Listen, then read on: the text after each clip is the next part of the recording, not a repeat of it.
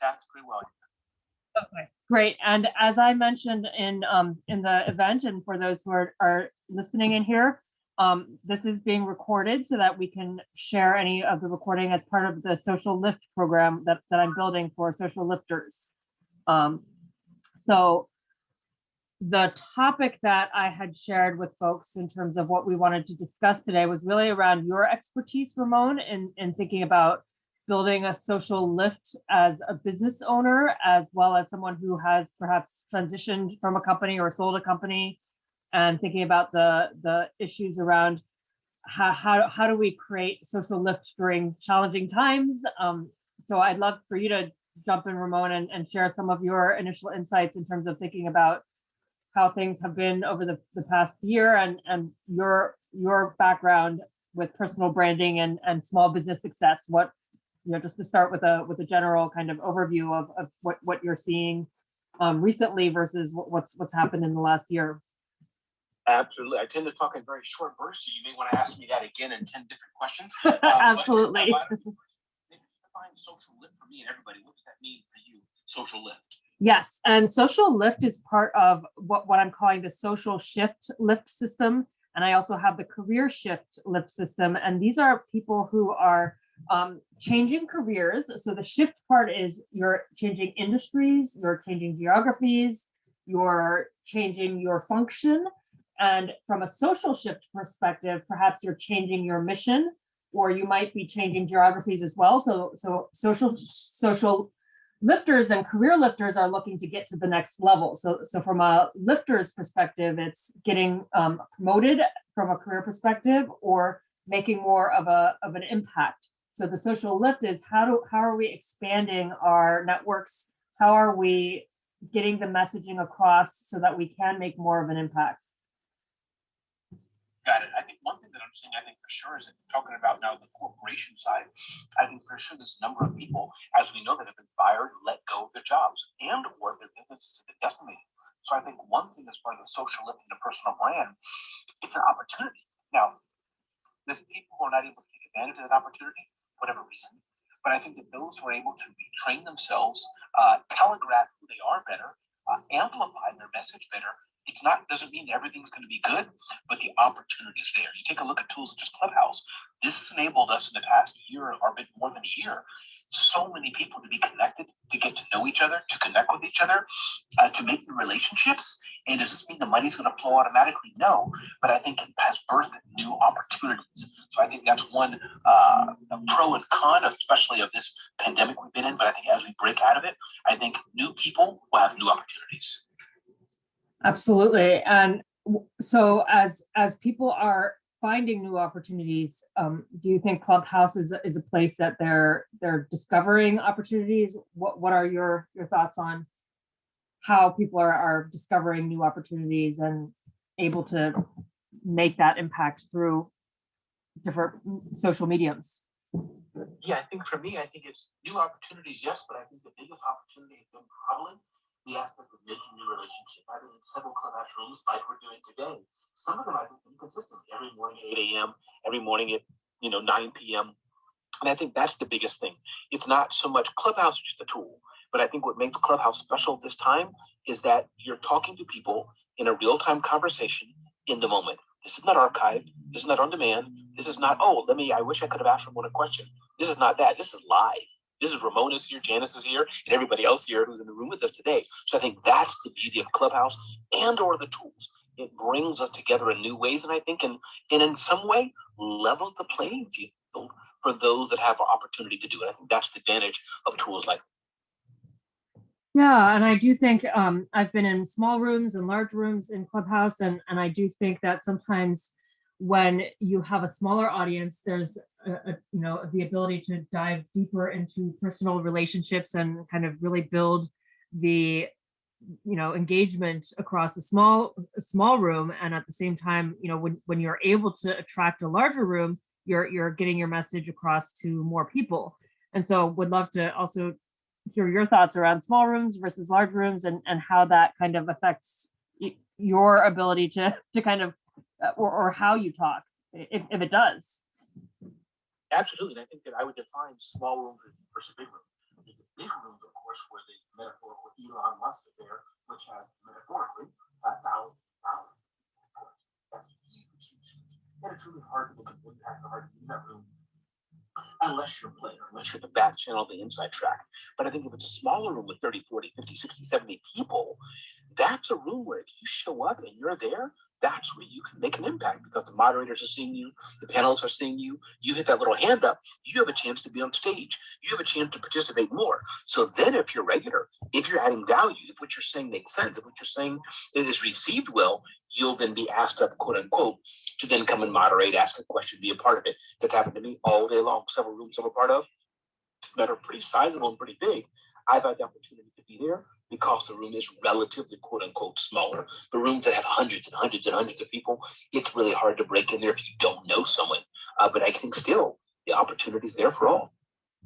Absolutely. And I'm wondering if there are analogies kind of with in-person events, which we've been talking about in some of our past sessions about social lift and how at events, you go into a huge room where you're watching a large audience or you're part of a large audience and perhaps you have less visibility than a circle of people having a conversation that's being moderated or, being able to step onto stage and kind of contributing to the content that's being created.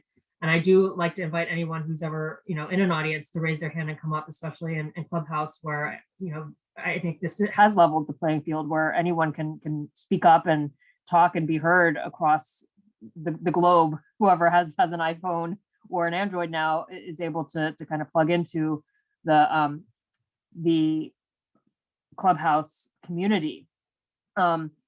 I'd love to also kind of shift into personal branding on Clubhouse and other platforms in terms of what your thoughts are around how you personally have updated your own kind of Clubhouse bio, and have you been part of other discussions around personal branding on Clubhouse and other social platforms?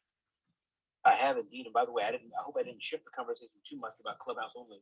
But if that's where we're at, that's fine with me. You have my full permission to go beyond Clubhouse, and I'm happy to talk about it. But I think yes, personal branding, I'll answer the two ways: Clubhouse and then in general. So I think for me, personal branding is something that many influencers, as it were, thought leaders talk about. I think for me, personal branding has a few key components. I think one, it's to build a community of fans and nurture them and educate them, pardon me, so they buy from you. That's one aspect. I think two, as I often say, is to ask for a smile before you ask for a sale. So it's not so much trying to sell someone something as it is first and foremost trying to create a relationship. And I think point three, which is important, is I always challenge people and talk to people and tell people you have the right, you have the opportunity.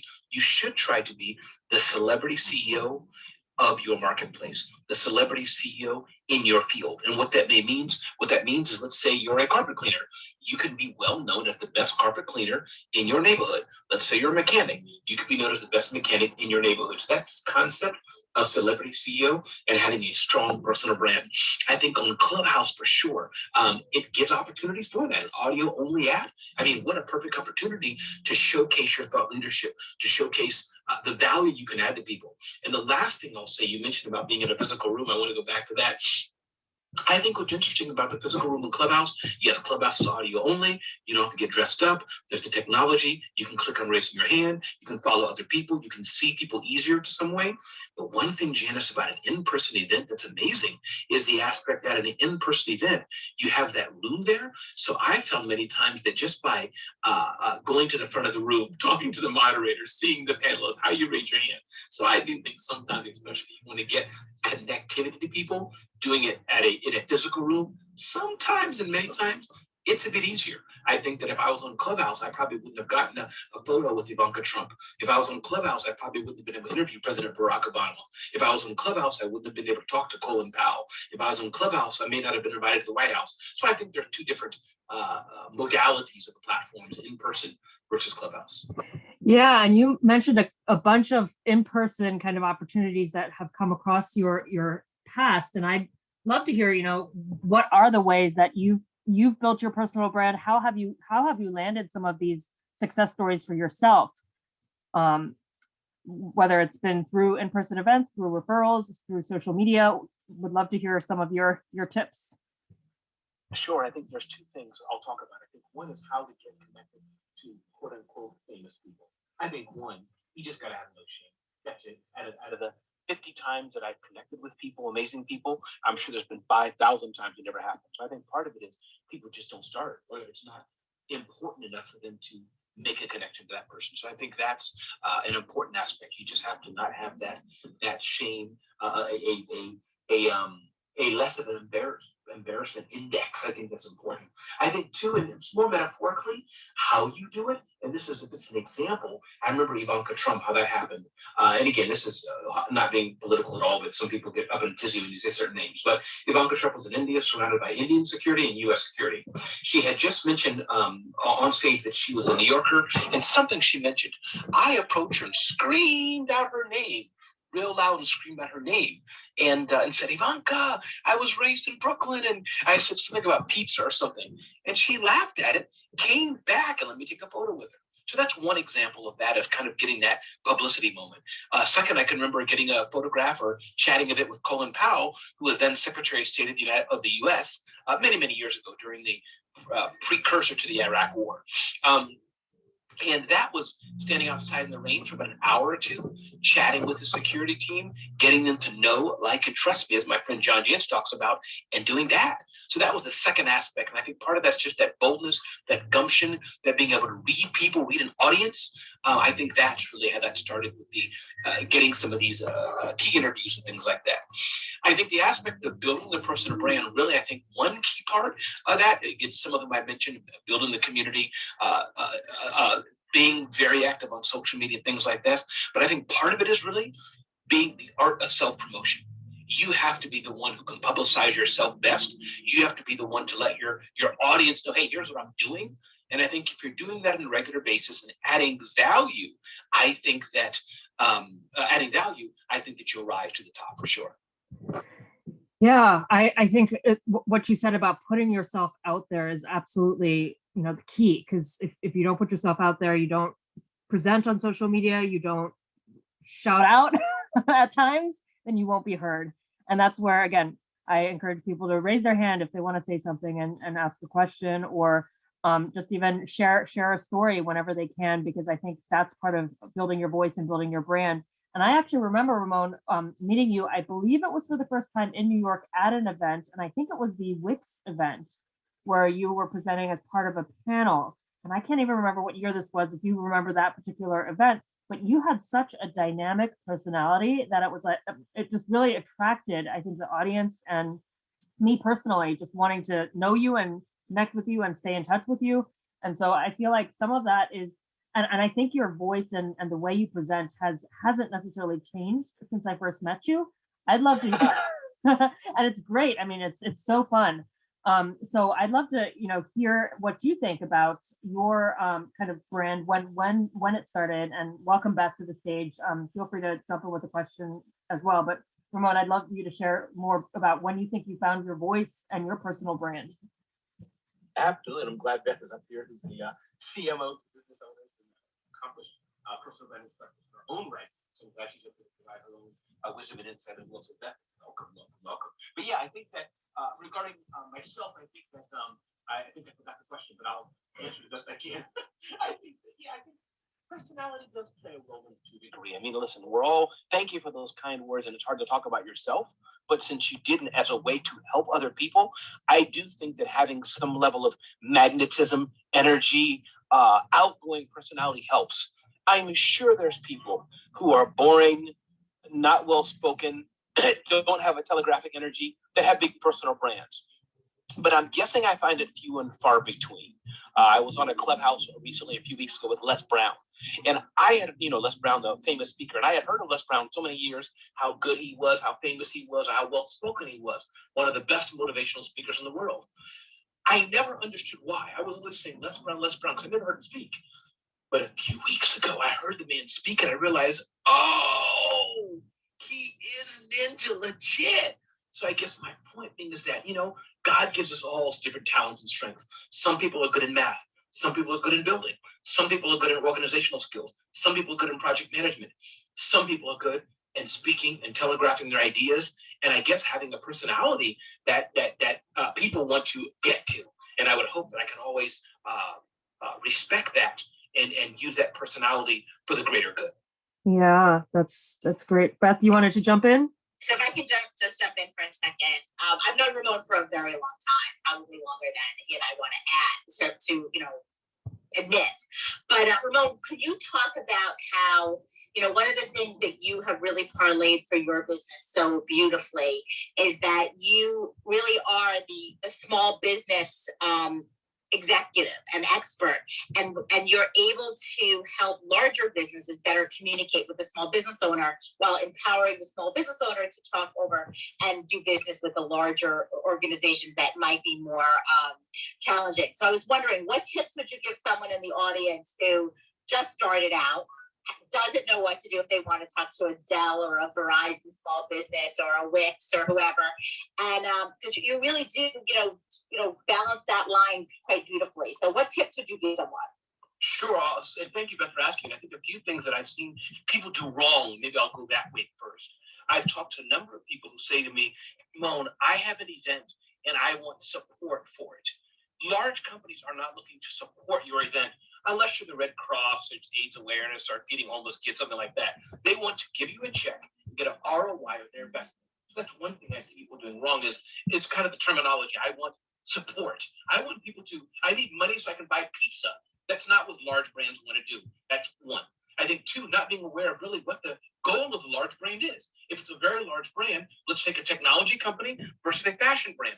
Two types of different things. What are you doing that they can align with and that makes them look good, for that matter, say that. So that's the second thing I think is very important. I think a third thing that can be very important, I think, as people are looking to how can I work with very large brands, I think is the aspect to be very clear what you're offering, what you can and what you can't do. I think that's important as well. I think that many people, they're not really clear on their own offering, or they're kind of wishy-washy about it. I think that's three. And I think four, it really all goes back to relationships. Beth, I know you know that well. Janice, I'm sure you know that well. It goes back to relationships. Yes, if you go into a company and saying, I'm Oprah Winfrey, you don't got to know them. They don't got to know you. Your name says it all. But very small people like us, nobody knows me. You have to go in and have the relationship.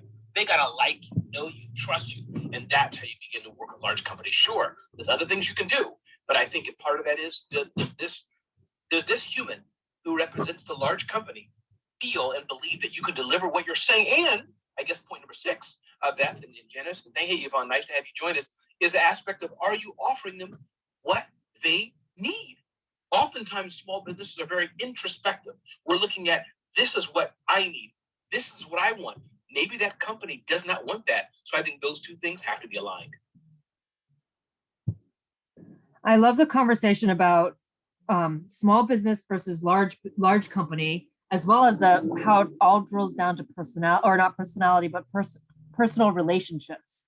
I know we were talking about personality earlier, and I think the brand personality often also is tied to the humans and the relationships and what kind of connections are being built by the people who are part of that business or that organization. The example I always think of is how Richard Branson has a lot more followers than Virgin Pulse. And so the kind of the human aspect and how we connect with the person, I think is a huge part of what drives business and organizational success. And create social lift is when we are able to build those deep relationships. Yvonne, feel free to unmute yourself if you have any questions or want to add anything. Okay, I want to tell Ramon, I met you in Orlando, and what resonated was you was the MC. It was a program in Orlando at some hotel 3 years ago. Small Business Leadership Conference, most likely. Nice to see you again. Hi. Yeah, and I met you there, and it was you resonated because you were the MC, and it does make a difference with the personality also and stuff, because I learned a lot from you, and I'm still learning, because I know people always say you're outgoing, you're out speaking, and it makes a difference. When you have energy, I believe people can resonate to your energy. But I think the thing that I went wrong, I had my following, but I wasn't consistent. So I think you gotta be consistent in what you're doing, constantly be consistent. And that's why I think my failure came. And I'm sure the fact that you're here, you're on the path to keep doing it, Yvonne. And I would say that, and everybody, we're all different, right? So I think those who may not have let's call it energy, whatever it is. I think we all have something else. Maybe you're getting a deep dive information in how to do something. So I think everybody has the chance to build personal brand. It may just be building it in a different way. But I have a feeling, Yvonne, I stepped on you and I apologize. Please continue. Finish that thought if you like. I apologize for that. You didn't step on me. I asked for help and stuff. And I do have the energy. I do have, because I used to volunteer at the Small Business Development Center. That's how I got it. And I teach business owners how to increase their marketing. Small business owners who can't afford to hire a marketer. Some people cannot afford to hire a marketer when they first start. And they still need to update their website and do certain things they need to do. So I give them that training to get them started at least. So I think it makes a difference. And I think my energy does help. But I guess my thing I need help with from y'all is how to be consistent in doing it. Got it. We have experts up here as well. Janice or Beth, you're welcome to chime in and join and help Yvonne and give her some advice. So Yvonne, what do your contracts look like? What is your, I'm a marketer as well. And one of the things that once I was really honest about how I was billing and the kind of packages that I offered people and what was happening, and I worked with a lawyer to really streamline those contracts, really changed the relationship that I had with my clients, who, like you, or some of them are startups, some of them are larger, but it made it real. You know, while you're helping someone start up, they're always like, I don't have enough. Well, I'm sorry. If they're hiring you, there's a value and a purpose there. And if they don't see the value or the purpose as a monetary and an emotional connection, then they don't. So I think, you know, one of the things I would look at is that I don't think what you said failure twice. I think it's uncertainty and you're pivoting, but you're also learning. So I would look at all of that really carefully and realize that you might have just been working with the wrong clients, that they just didn't see your value at that time. And the best thing that can happen is when a client calls you and says, I want to work with you again. You can help me. And that's a really important thing. So look at that a little bit differently would be my suggestion. Okay, thank you. I appreciate that. Thank you. Yeah, and I think you're absolutely right, Beth. You never know when somebody will come back to you, and things change over time. I think some of business growth is growing with the people too. So there's building your team and who else is working with you and helping you stay consistent and kind of adding on to the capabilities that you have. There are processes and operational and automation. I saw the message, Ramon, you put out there about for the first time on WordPress, you know, doing SEO or adding certain things, and definitely thinking about things that as marketers we perhaps know would benefit us, and we don't always do it for ourselves or for our own small businesses versus when we're working with a large company. Absolutely. I appreciate that. I appreciate y'all telling me that. I'm getting ready to go to the next level. So, thank you. I appreciate your time that we talk this evening. Absolutely, and feel free to add in comments or additional thoughts or questions throughout this session. We'll probably I like to keep the rooms open for about an hour, so we have another half hour to chat. And if anyone else joins in, I'm always open to kind of adding people to stage. So if you feel like raising your hand or asking a question, Ramon, I'd love to hear more about your recent change too. I think I don't know how recently, but as the Oracle entrepreneur in residence and kind of building your brand that way, how you transitioned to that and how you're kind of juggling multiple hats that you might be wearing right now. Sure, yeah, that was interesting happening.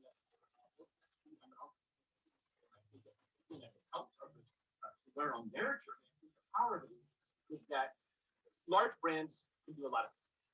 They can buy advertising.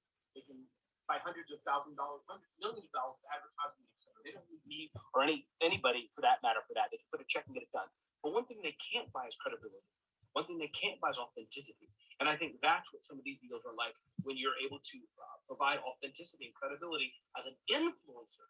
That opportunity is like. So my encouragement for those who are smaller companies, that the opportunity is what do I have that the big company can't buy? Maybe it's your smile. Maybe it's your story. Maybe you float on water. Who knows what it would be?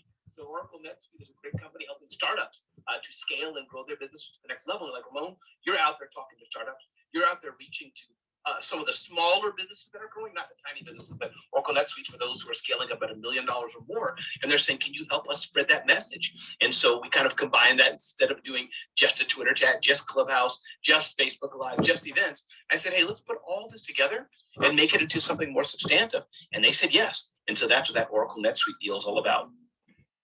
And did they notice you through your Smart Hustle brand or through an event you've been to or through a referral? Or I'm curious to hear more, if you can share anything else about how that kind of position got you noticed as an influencer for what they were looking for. Sure, I think that is a few things. I think over the last several years, over 20 years, in fact, I've been, consistent in this whole space and consistent in this area of a small business. All I do. I've never deviated from it. And so I think that one thing that's helpful right there. I think two, going back to what we talked about earlier, know, like, and trust. When people show up, and Yvonne touched on this, when people show up consistently sharing one message, there's very little other room of what the big brand thinks you're going to talk about except that one thing. And if it's a match for them, they feel safety and security. We know we can work with this person because this is what they've done for years. This is what their message is. We've watched their work, meaning the large brand Oracle NetSuite, watching Ramon's work. And therefore, he's someone we want to work with. So I think that's really the name of the game as people are looking to parlay their influence, their personal brand into dollars, as it were. I think it's about being consistent with your message, being very clear on your message, and doing what you enjoy doing. Yes. Thank you, Yvonne. Let's mute Ron. I also think what's also interesting, Ramon working with these organizations enables those organizations to see what others can do. And I think Ramon's a great example because he's doing all these different things. I think with Seth Godin and Akimbo and helping helping business owners figure out those tools there. I mean, I think the beautiful thing about the NetSuite deal, not to make it about Ramon because I know this is not what he's looking for, but I think it provides the organization the opportunity to showcase also other small business owners on how they can grow, utilizing their platform, but also within their niche of what they're doing. So I think it's a really amazing example for Ramon to be their first entrepreneur in residence, because it also enables and empowers so many other entrepreneurs to follow him, and to be, I know just from his own in-person events that he's been a partner for years, but I think it's so wonderful and a great opportunity. So kudos to everyone for that. I think it's just such a great branding opportunity. Absolutely. Thank you, Beth. And you're right about that. I think it also gives a lot of people hope to watch you go from this point to that point, that they can get there also in the time in the future, if they just keep doing what they need to do. So I think it's excellent. Thank you. If you don't mind, Yvonne, talk more about that, about the hope part. What is that?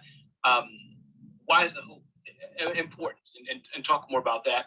I'd appreciate just go on about that one more time. That was interesting. I like that. Okay, because sometimes, and I can use me, or maybe I use some of my clients for an example. My niches, I deal with a lot of realtors. I give them training, and they'll tell me, oh, this is not working, or it's too much to know. Besides being a realtor, I have to know marketing. I have to know digital marketing. I have to know Instagram. I have to know everything. And I tell them, you don't have to do that. But when they see somebody, even myself, see somebody like you that started and was consistent and stayed there, somebody noticed you. It's all about noticing you and also building that relationship. So when I say hope, that's what I mean. It's like, oh man, I can get there too.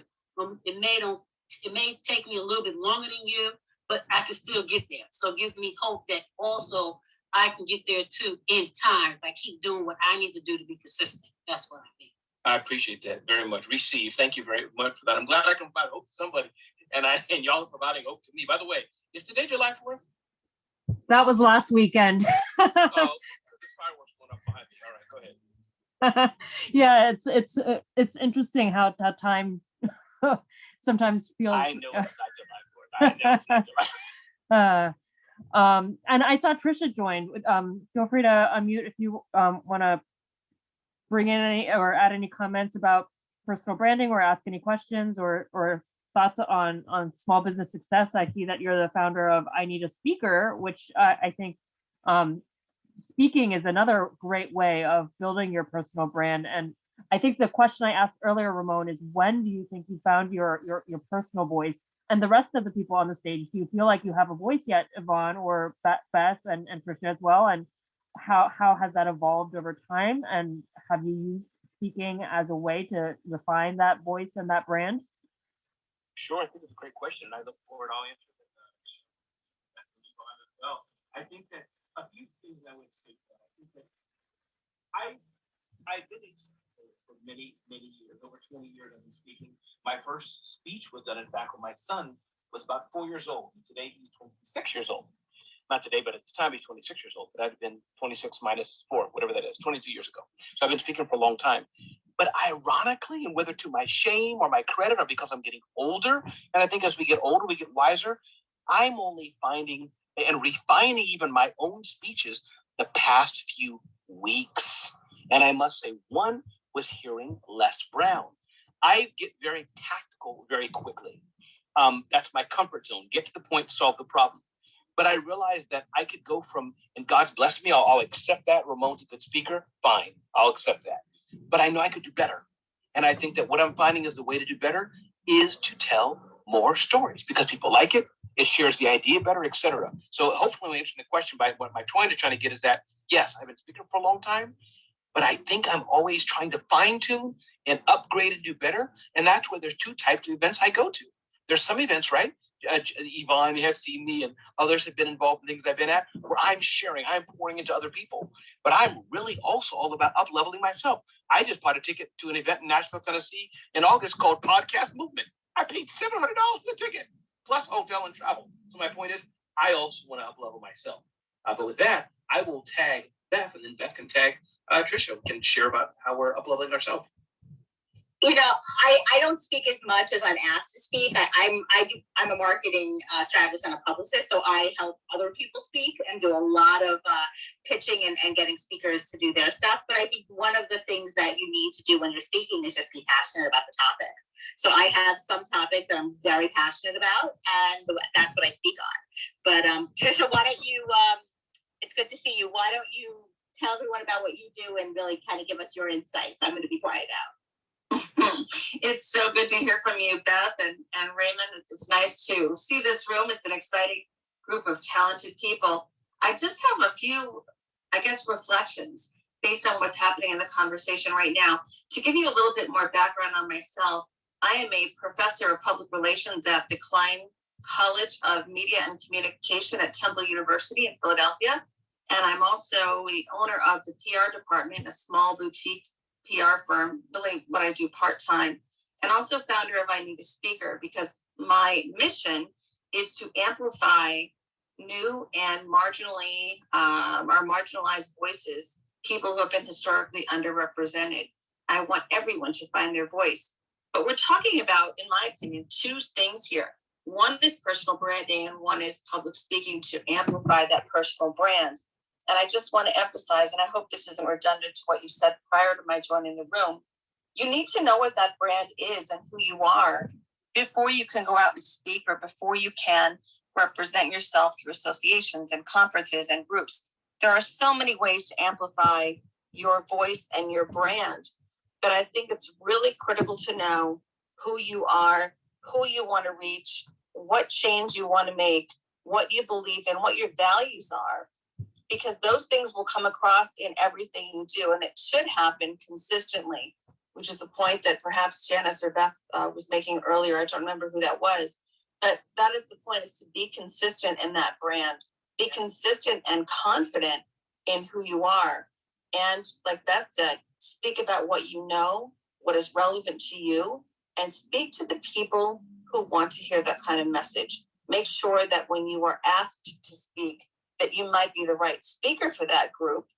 You know, it really annoys me sometimes when people will say, we're looking for a speaker and here's our budget.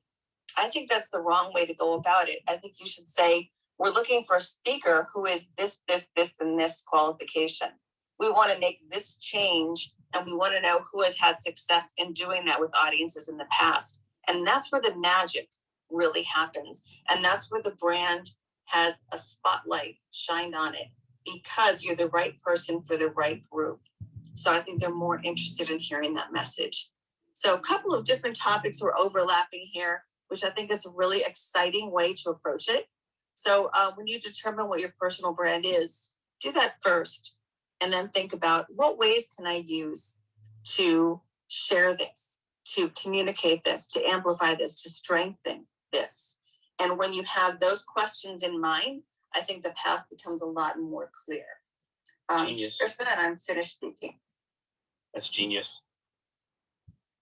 Thank you, Tricia. And you used proper etiquette. I know we haven't been saying I'm done speaking. And I think, Clubhouse is a great environment that's created some good etiquette and branding itself.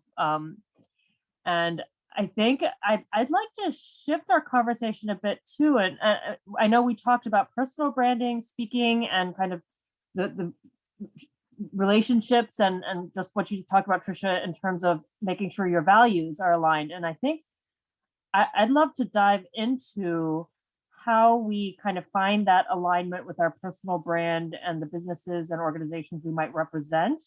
And then also kind of leading into a path to kind of selling or transitioning from where, when we get to that stage. And I don't know if, Ramon, you've sold a business before, or you've worked with those who are selling or transitioning, and whether you change your voice or kind of assess what values you might want to put in the marketplace when you're at different stages in the life cycle of a business, whether it's, the founding part where you're looking for consistency, or the growth stage where you're building your voice, or, that transitioning phase. So I'd love to hear your thoughts, whoever's on stage, on kind of what tips and trends you see along the different kind of life cycle of a business or an organization. Sure. If I understand the question, well, let me get the question correctly. Now, is it the aspect of what aligning your values to your clients? I know you didn't say it the way, but that's one aspect I hear. But then the aspect of does the values change depending on the life cycle of the business? Well, let's unpack that, even though it's my question to clarify it. Maybe unpack it a bit more. Maybe you want to start us out, unless Beth or Tricia, maybe they're familiar very much with it, but just unpack that a bit more for me. Yeah, and I guess you're right. There were a couple of questions that perhaps we can kind of split and kind of hone into specifically. And I wasn't thinking in terms of values as it relates to clients, but I do think that is, being able to speak to your audience. And I think it was Tricia who said earlier too, when you're presenting, it's making sure people want to hear your message. I don't know if I got that particular kind of insight correct, but I think there's the values as you're presenting them yourself. What are your values? There's the values of your audience or your clients or whoever's supporting your mission. And then there's the values of the kind of broader organization if you're representing an organization. So that's even separate from like your own clients or yourself. I'm thinking like your relationship with Oracle, or my relationship with a company that I might be working for or with. And then that life cycle question is a completely separate question about how we might transition our brand or kind of work through positioning ourselves when we're at a different stage with a company, whether it's our company or whether it's one that we're working for. Sure. Let me answer it this way, and then I'll tag Tricia to jump in and tag Beth and Bob, so we can keep learning from each other. But I think that as far as my own values and etc., I happen to be a Christian, a person of faith. So yes, for sure, I was going to say that I don't align brand and values and all those things, but in some ways, sure, I have values and things I consider. But I think where some people may put it on their sleeve or a bit more upfront, and they're very values conscious. We talk about this in the last few years, right? There's been Black Lives Matter and maybe vegan and all sorts of things that are cropping up. That part of the value chain, I just don't really. I don't. It's not first and foremost in my mind. I don't shop by label, like, well, let me buy this chair and flip it upside down and see if it's made by ethically produced goods. Maybe I should. And that's important for some, but that's just not the kind of guy I am. It just doesn't come to the forefront. If you're a good person and you smile at me, you know what? We're chill. We can do things good together. So that's one thing. As far as making sure that I think what I'll do is stop there. And Tricia, why don't I turn it to you and let me learn from you and see what you think about this. I think my thought process went a little bit of a different direction, but I love this conversation. One thing I was thinking about was Janice's questioning about the values and do they change? So if you have a business, you have a company, you're going to have a set of values that goes along with that culture, your mission and vision. I think because of those values, the way you react, the way a customer reacts to that or a potential customer, it's going to draw people toward you. So maybe your value is customer service. Maybe your value is delivering exceptional content. So it doesn't necessarily have to be something that's political or religious or personal. But I think you will attract a certain kind of person to you based on what you deliver and how you're acting. I do believe that actions are a result of values, and those behaviors reflect who we are. So, for example, if I were to go into a company or store and someone is nasty, for example, they may not value the interaction or the transaction that I'm there to complete. So maybe I'm not going to come back. But if they demonstrate an empathy or an understanding, or they have a 2-week return policy and I'm 2 days past that, but I say, look, I was out of town when the camera broke or whatever happens. And they say, oh, we understand that. That must be frustrating for you. Well, I'm going to want to come back then. So those values are sort of evident in their behaviors and in their speech, in the way they interact with people, whether it's electronically or whether it's in person. So I think values are really important. And if they change over time, I like to think it's a strengthening of the core values rather than a changing of values to attract people who they might not have wanted in the first place. So there's a lot of, to use Ramon's word here, unpacking to do is there's a lot of consideration here in how do I set policy? How do I interact with people? How do I behave? How do I represent myself in text and electronically and in social media? So all of these things combine to create what we know as a reputation. This is the PR person in me talking now, of course. And also as a small business owner, I'm very aware of the way people perceive things. So I Need a Speaker because 70% of all speakers are white men. I'm not asking white men to get off the stage because they have something to share, something that could be meaningful. What I would like them to do is to move sideways, give us a little space so that other people can take the stage. And that's part of my belief system, is that everybody has a right to be heard. Everyone's voice should have a chance to be heard. And so I'm hoping to attract people who also believe in that, who are open-minded and who are willing to encourage people who might have been afraid or maybe uneducated on how to share their voice, to give them a reason and a path to do that. So that was a long-winded answer. I would love to tag Beth next and just hear her thoughts, because I just think she is one of the most insightful people I've ever talked to. That's so kind. Thank you. I see it 2 ways.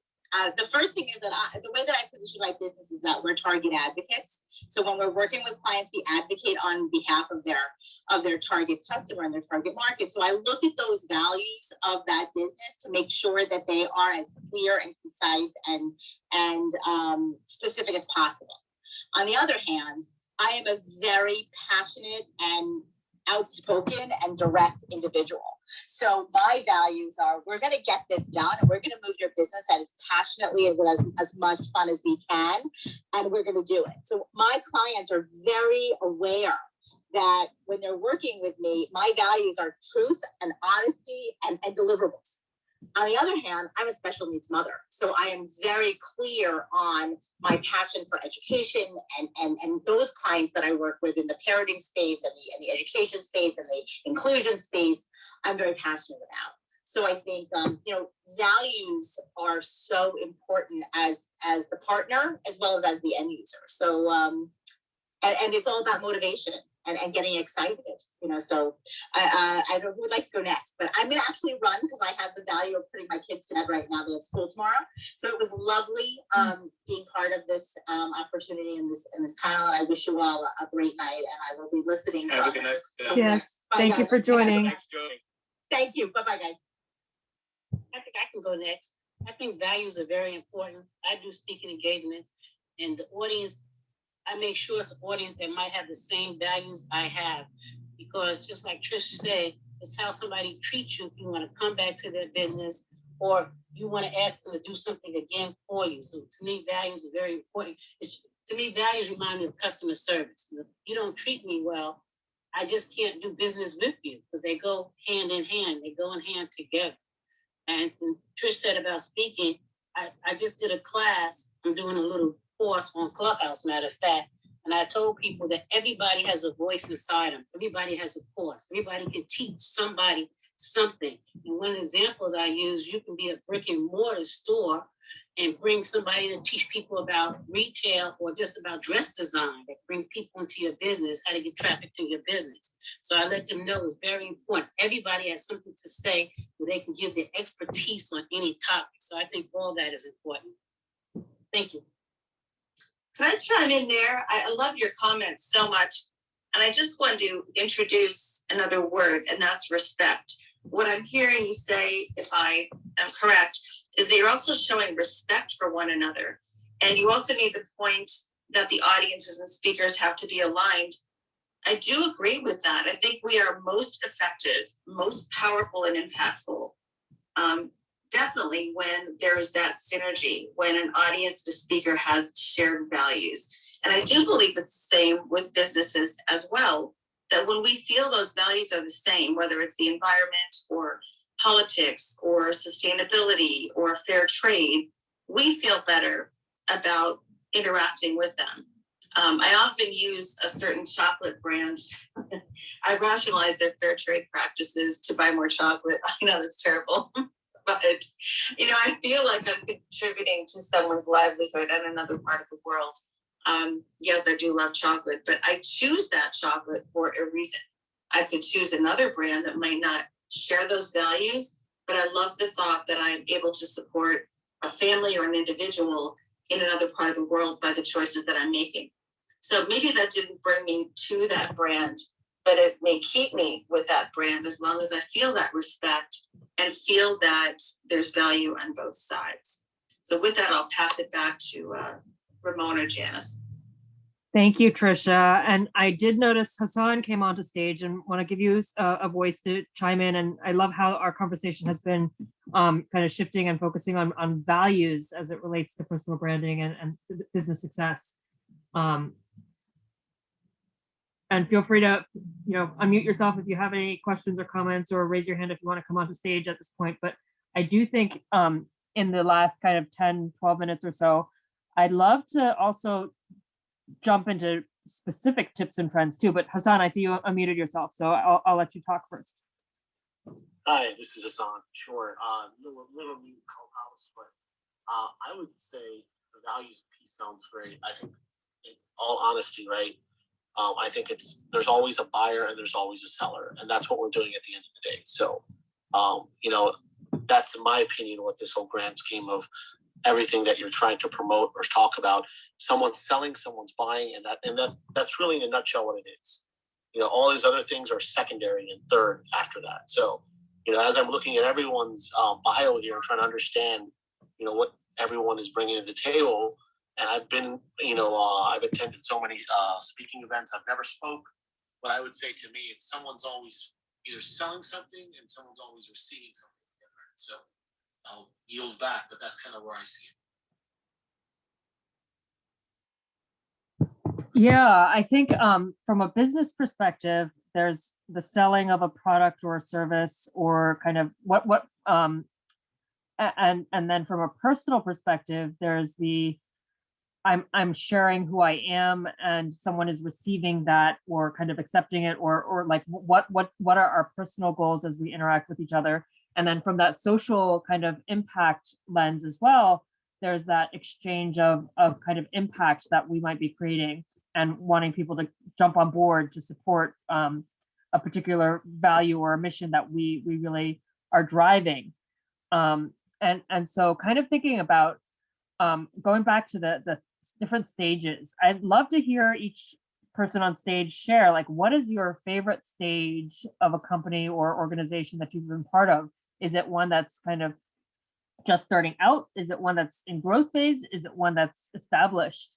And I've been in all three kind of formats, so would love to hear what your favorite kind of format, if you have a favorite, and your tip as it relates to shifting from one to the next.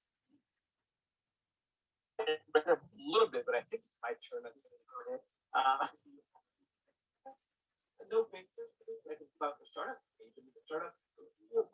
first startup, meaning companies that are not yet public, that are less with venture capital, from a very selfish point of view, those are great companies because they're willing to spend money and a lot of money. So I don't know if that helped answer the question, but I think that's a really cool opportunity because I also work with very large brands that are older companies, older brands. They have very defined budgets and less expertise, very reserved to what they're doing. But when you have that startup that, that's a $100 million valuation or several $1 million valuation, and they have to spend money to get their brand out and get their word out, they're going to invest in the things that I do, right? They're going to be hiring speakers and event sponsors, things like that. So that's a cool stage for me. I think if I've answered the question properly.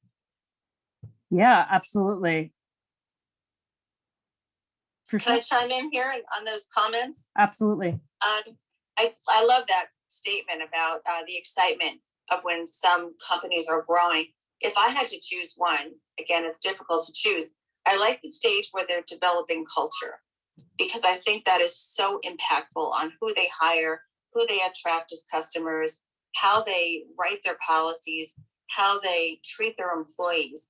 And I love developing a culture that is open-minded, welcoming, and inclusive, that is forward-thinking, that is socially impact-minded, one that wants to make a difference, not only in just making money, but also realizing that they have an influence as a company and they can choose to use that for good. So I really like thinking about what impact can we have? Not just what can we sell, but what impact can we have? Whether that's professional development or making a change in the industry, disrupting a business model. That's my favorite. That's what I did. So I look at those things and they get me very, very excited. I'm eager to hear from someone else now. I think for me, and in fact, I just had a meeting on this Friday. I think for me, it's something what Trish just said. Where does it change? My real estate client, he's going from being a broker to going to a franchise. So we're starting at that point. To me, that was exciting. It's like, wow, we done took our growth from this point to the next point. So for me, I think it's just being able to watch a company grow, and that you're growing with them. So to me, the growth part is very exciting from point A to point B. So that's how I feel about it. Thank you. Girl, shut the fuck up. Yeah, I see Brazy just joined. Did you want to share any thoughts on business stages, or it looks like he left?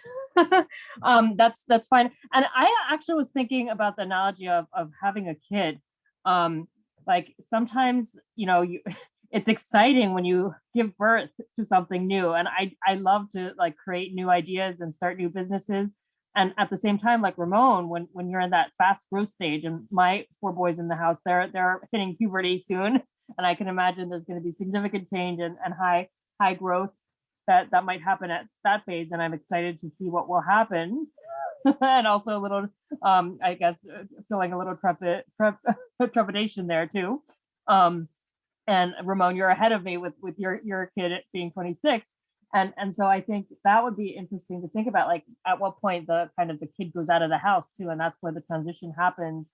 And I haven't been part of a company that's transitioned, but I've talked to many people who have gone through that phase too. And it is about kind of figuring out how to plan and do succession and kind of prepare, and sustainability is often important when you are transitioning. So I personally love all the stages of a business and an organization, but I might really like the starting stage the best. And being able to, like Trisha said, create the culture and really set the stage for that startup to grow. Hassan, did you want to jump in, or Ramon? Oh, go ahead. Go ahead, Ramon. No, go ahead. I was just affirming. I would say I'm about to start my first startup, so I can tell you that I've been part of dozens of product exits. So I have a lot of background in this before I wanted to start a startup. I'm a very methodical person, very technical. So I've been laying out a process to put a startup for about a year now, and I can tell you all stages are very difficult. If you want to know from a founder perspective, what is the best point in a startup is when you exit and get the check and you walk out the door and you're sitting in your car. That's the best phase. minus that, before all that, it's just a continuous nightmare. Really, if you talk to startup owners, that's what they say. It's very difficult. All of it is very difficult. You're dealing with so many problems, continuous problems, and until you exit, there's really no good day that you run into. And I think another is on. You're breaking up a bit, Ramon.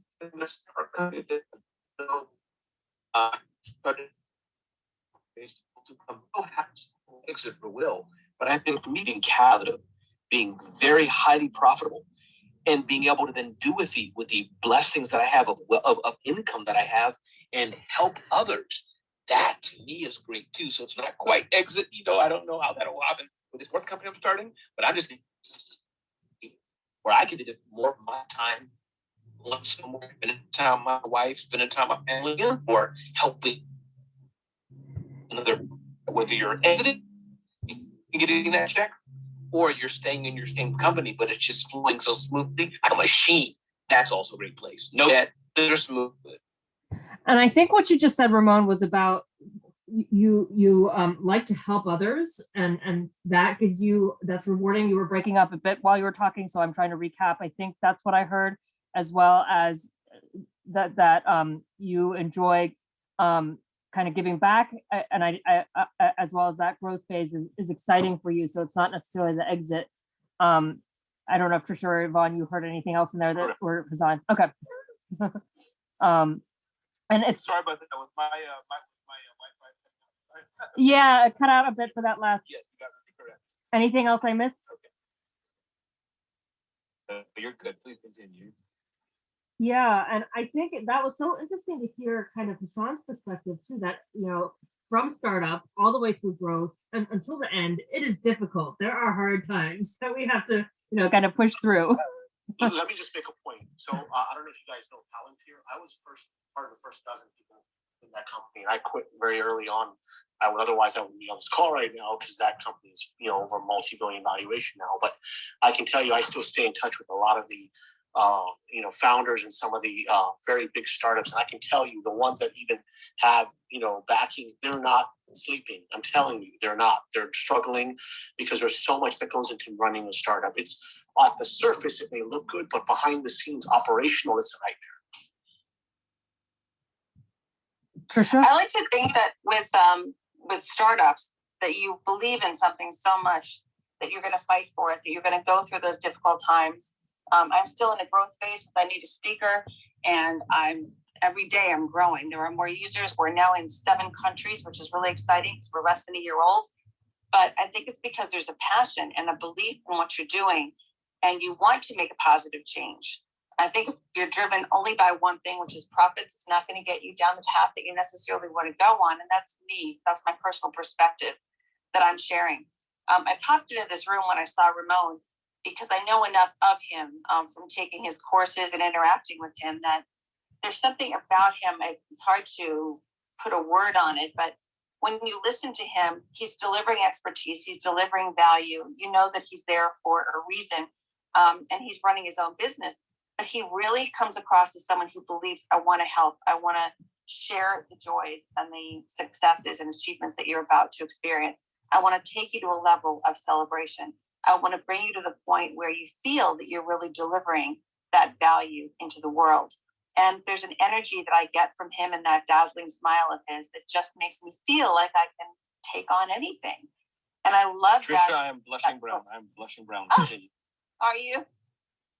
Oh, well, I love that energy that you bring. It just gives me the impetus that I need sometimes to say, you know what else can I do? I want to be creative. How else can I bring this business to new people? How can I raise awareness about what I'm doing? And in the process, share the beliefs, that I want to amplify new voices. And every now and then I get a sign. I don't know if it's from God or from Ramon, but it's that keep going, girl kind of attitude. And again, to Hassan's point, yes, it's difficult. I will not say that it's not, but I love fighting for things I believe in. And that comes again back to values and respect for other people. I'm Trisha, and I'm finished. Wow. I just want to, Hassan, I just want to say one last piece about this. Trisha, I would say that I'm not a negative Nelly here, trying to put a bad spin on it. I would say that there's some great moments, but when you look at the brass tacks of everything, when it comes to running a startup, it's a business, and a business is really, at the end of the day, about making money. So minus all other emotional and other goodwill feelings that you may have towards that, and the things that you may do perform, and the actions you may do in terms of promotions and value and other things. But if you just go down the list and grab most 100 big startups and founders, they're all going to go through the same scenario. They've all gone through it. Everyone goes through it, and it all depends on the goal of the startup too.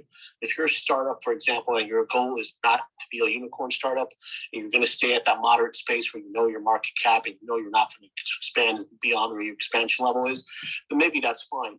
But if you're someone that's more visionary and you have a product that actually can scale at global pace at a macro level, and you want to get that product, you want to be that unicorn company, it takes 10 years nowadays for a product from the first series all the way to being sold to get a real product to scale, and that's it's a long time. So it's not an easy ride. I'm going to just say that, and this comes from people that are actually in their last stages that I've known for the last decade doing this. Hassan, you are so right. And I'm so glad that you're in this conversation, because I think that you're adding a lot for me to think about. You're right. We do have to have profit, because that's what keeps the machine going. That's what turns the lights on, metaphorically. And that's what keeps us going, is we have to be able to pay people. We have to be able to finance when we need to, the computers, the systems, the services that we use to keep delivering whatever that is into the world. So you're right. It's finding that balance of both and coming back to the branding. I mean, this room is about personal branding and small business success, but as you continue to grow, it's finding that balance of what you believe in, what you want to offer, what people are looking for and willing to pay for. And you're right, making a profit so that you can keep doing those good things. So I'm so glad you're part of this conversation. That was a great point to make. Thank you. I agree. I think it's great to have different voices, different perspectives, and different insights in any room or any discussion.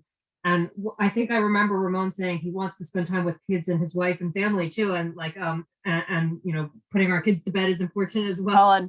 And I think sometimes we burn out when we're part of a startup culture, or, where it's work, 18 hours a day or however long. And, Jamie Kern Lima in her book talks about how she had health issues and was working so hard to build her business. And yes, she's got a great, exit. And at the same time, is it worth it for us to, and how do we balance our own lives as we think about getting success for our businesses and what our goals are personally as well. So why don't we wrap up this room with like one key takeaway that you want to share, or that you heard, or something new, and we'll just go around with the people on stage. Yvonne, do you want to start? The one takeaway I got was consistency. I think that is so very important. Also, the respect for people you deal with. Like you said, the people that you come in contact with. So that was very good. More insight than what everybody said, even Hassan, about the growth, being in the startup. But bottom line is, we're all in business to make a profit. That's just the bottom line, no matter how you look at things. Thank you. Thanks, Yvonne. How about you, Hassan?